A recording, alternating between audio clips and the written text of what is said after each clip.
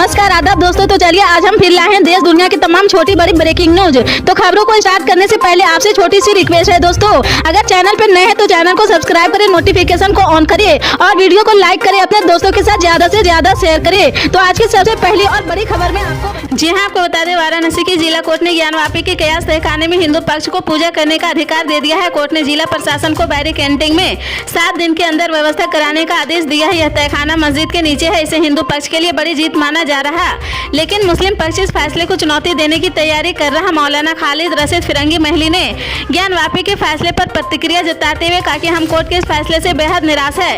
इस फैसले के खिलाफ हाईकोर्ट जाने का विकल्प खुला हुआ है। कहा जा रहा कि काशी विश्वनाथ ट्रस्ट बोर्ड की तरफ से पूजा अर्चना करवाई जाएगी। हिंदू पक्ष ने इसे बड़ी जीत बताया है और 30 साल बाद न्याय मिलने का दावा किया है। नवंबर 1993 तक यहाँ पूजा पाठ किया जाता था।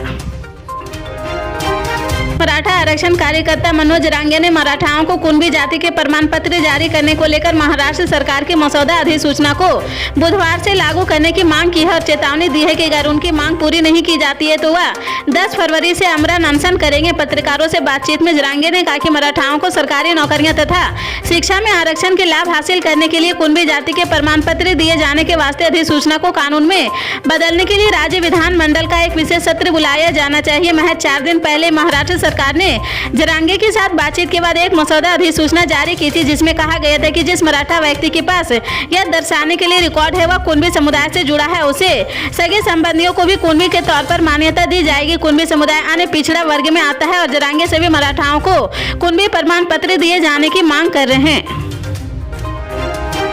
दिल्ली आबकारी नीति मामले में ईडी ने मुख्यमंत्री अरविंद केजरीवाल को समन जारी किया है। यह केंद्रीय जांच एजेंसी ईडी का 5वां समन है।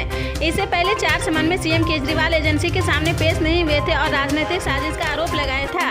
प्रवर्तन निदेशालय ने आम आदमी पार्टी के राष्ट्रीय संयोजक अरविंद केजरीवाल को आबकारी नीति मामले में चल रही जाँच के सिलसिले में 2 फरवरी को पूछताछ में शामिल होने को कहा है। 22 जनवरी को रामलला की प्राण प्रतिष्ठा के साथ ही अयोध्या में राम मंदिर का उद्घाटन हो गया है। इसकी गूंज दुनिया में सुनाई पड़ी है। मामले पर कनाडा के सांसद चंद्र आर्य ने कहा कि दुनिया भारत में 1.2 अरब हिंदुओं के लिए एक नए युग की शुरुआत हुई है। न्यूज एजेंसी ANI के मुताबिक बुधवार को राम मंदिर पर कनाडा की सांसद में बोलते हुए चंद्र आर्य ने कहा कि जब राम मंदिर का उद्घाटन हुआ तो मैं ओटावा के हिंदू मंदिर में था और इसकी लाइव कवरेज भी देख रही थी। उन्होंने कहा कि दुनिया के सबसे पुराने धर्म के इतिहास में 22 जनवरी 2024 को कनाडा में 10 लाख हिंदुओं सहित दुनिया भर के 1.2 अरब हिंदुओं के लिए एक नए युग की शुरुआत हुई है। सदियों की प्रत्याशा और अपार बलिदानों के बाद अयोध्या में दिव्य मंदिर का उद्घाटन भगवान श्री राम की प्राण प्रतिष्ठा के साथ किया गया है। एक ऐसा कार्य जो एक मूर्ति को एक देवता में बदल देता है। जनवरी का महीना समाप्त होने जा रहा है, लेकिन राष्ट्रीय राजधानी दिल्ली में ठंड कम नहीं हो रही। इस महीने 30 जनवरी तक औसत अधिकतम तापमान 17.7 डिग्री सेल्सियस रहा, जबकि इसी अवधि में औसतन न्यूनतम तापमान 6.2 डिग्री सेल्सियस रहा। बीते 13 साल में यह दूसरी बार है जब जनवरी में तापमान का यह स्तर रहा। बुधवार को राजधानी के कुछ हिस्सों में हल्की बारिश हुई है। मौसम विभाग के मुताबिक आगे गरज के साथ बौछारें पड़ने और 30 से 40 किलोमीटर प्रति घंटे की रफ्तार से हवा चलने के आसार है। कॉनॉट प्लेस समेत केंद्रीय दिल्ली में बुधवार को हल्की बारिश हुई है। मौसम विभाग के मुताबिक शाम और रात के वक्त गरज के साथ बौछारें पड़ने और हवा चलने के आसार। हालांकि फुहार पड़ने से राजधानी में कोहरे से राहत मिलेगी।